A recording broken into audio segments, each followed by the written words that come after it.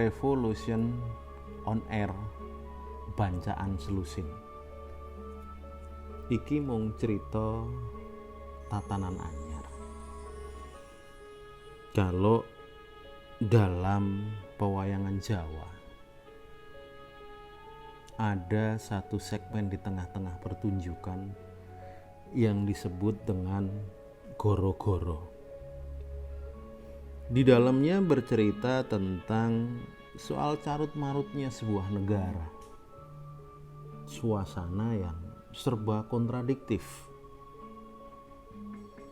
Sang dalang menyebutkan goro-goro itu didahului dengan fenomena alam yang sangat ekstrim. Hujan salah musim. Dikala panas, tetapi hujan tetap turun. Halilintar sambar menyambar, ditimpali suara guruh yang menggelegar. Suasana seketika gelap gulita, sangat mencekam. Gunung meletus mengakibatkan gempa bumi sehari 7 kali. Angin puting beliung saling beriringan, disertai badai topan yang menyebabkan banjir bandang di mana-mana. Demikian juga dengan kondisi sosial di masyarakatnya. Wabah penyakit menjadi-jadi tanpa ada solusi. Para sesepuh, para tetua, para pemuka sudah terabaikan karena mereka dianggap sudah tidak bisa mengayomi masyarakat lagi. Para kesatria, pemuda, dan para negarawan sudah hilang jiwa patriotismenya, nasionalismenya. Ibarat danau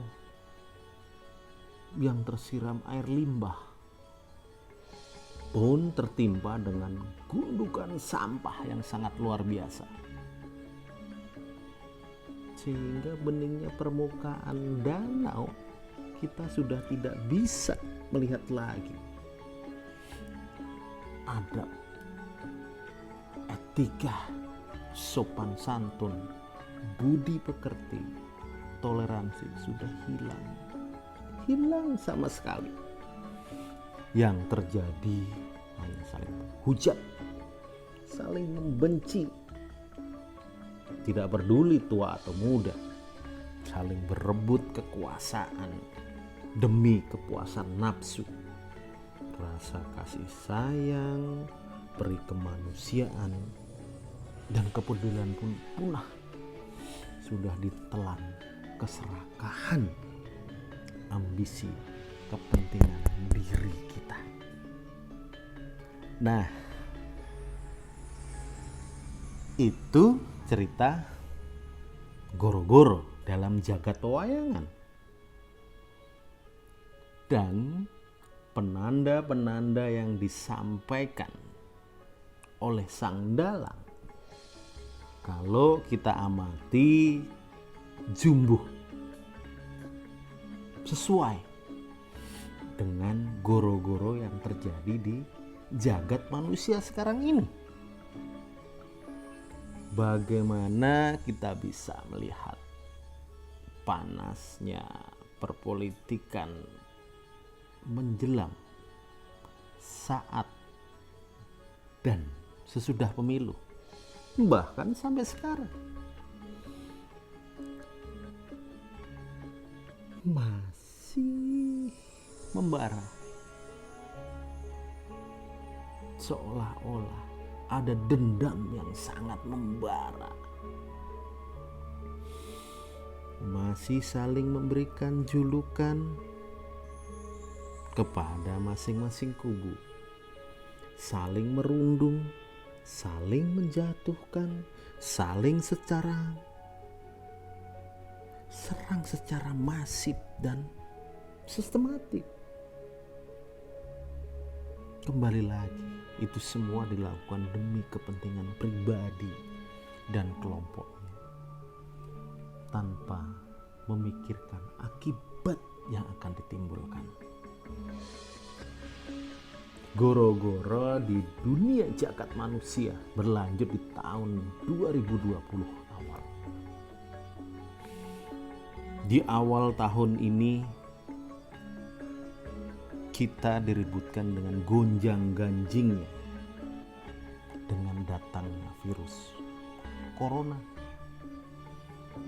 Sebegitu hebohnya corona hingga menyebabkan seluruh penghuni bumi mengkandangkan dirinya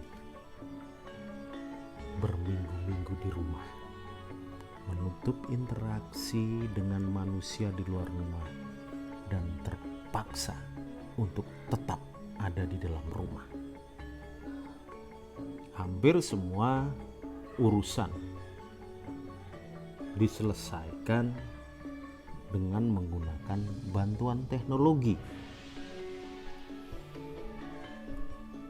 Walaupun sebenarnya banyak juga yang gaptek akan teknologi itu, tetapi karena kondisi terpaksa dan memang harus seperti itu, mau gak mau kita dipaksa untuk belajar. Semua urusan pemerintahan, kegiatan belajar mengajar, berbisnis, kebutuhan akan administrasi, dan semua hal yang biasanya kita kerjakan di luar rumah pada saat sebelum pandemi, kita kerjakan di dalam rumah. Hanya beberapa bidang yang masih bisa dibilang gentayangan. Kenapa gentayangan? Mereka mendukung, mereka membantu kebutuhan kerja yang ada di rumah. Mereka tetap bekerja di luar rumah sesuai dengan bidang pekerjaannya masing-masing untuk mendukung saudara-saudara, teman-teman yang bekerja di dalam rumah. Selama di karantina, lebih banyak kita mengkonsumsi makanan dari dunia maya, baik itu makanan sehat, tidak sehat, pro kontra, konspirasi, warta tentang seramnya pandemi, dan informasi yang terus warawiri di portal digital. Berbulan-bulan dunia disandra oleh corona. Semua ahli dan pakar sibuk meracik senjata untuk membebaskan mereka dari tawanan. Para tenaga medis berjibaku, adu sabar, adu fisik dengan si wabah.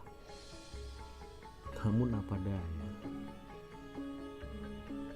walaupun satu persatu para sandera bisa kita bebaskan dan mulai berkurang, mereka bisa menghirup udara kesehatan, namun tidak semuanya bisa selamat. Bahkan sebagian mereka harus menyerah terhadap siksaan corona hingga pralaya.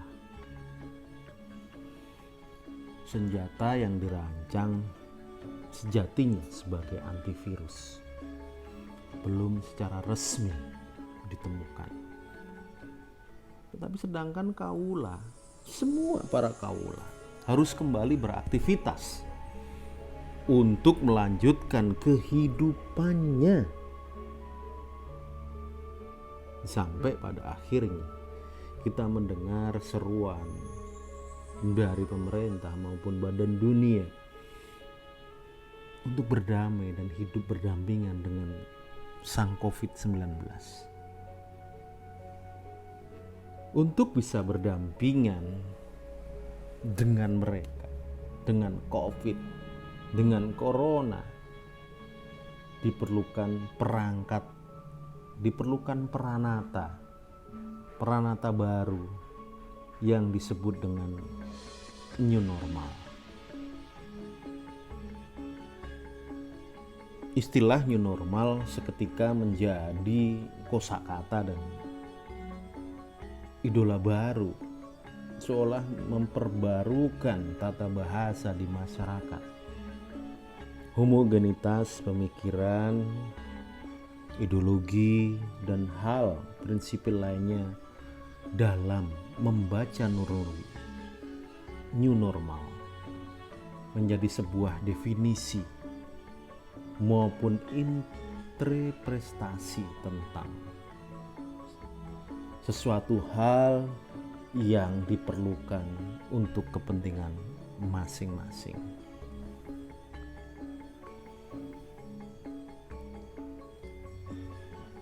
Dalam menyikapi dan membaca suatu yang dibilang normal baru, maka demikianlah kami warga Selusin mencoba menerjemahkan keadaan terkini dengan menafsir dengan beragam bidang seni dan bidang disiplin ilmu lain. Ini hanyalah sebuah respon spontan yang belum semua dari warga Selusin mengikutinya. Belum semua warga Selusin, belum semua jajaran Selusin menampilkan karyanya. Namun percayalah, ini adalah awal Selusin menggeliat untuk seni, menggeliat untuk kesenian hari ini, di sini dan seterusnya, di mana saja, dan tentunya untuk Indonesia. Adalah alam yang punya cara tersendiri untuk menyembuhkan luka yang ada di dalam dirinya. Walaupun dengan kedatangan corona banyak yang harus binasa, namun harus kita pahami, demikianlah cara bumi merawat dirinya. Kiranya manusia harus mempunyai jiwa keterbukaan dan mampu beradaptasi dengan kondisi baru dalam perjalanan kehidupannya. Bahwa tidak mampu, ini berarti harus berakhir pada titik ketidakmampuannya. Dan mampu bermakna berlanjut sampai batas di mana kemampuan tersebut menyatu kembali dengan sang semesta. Siapa kuat, dialah yang bertahan.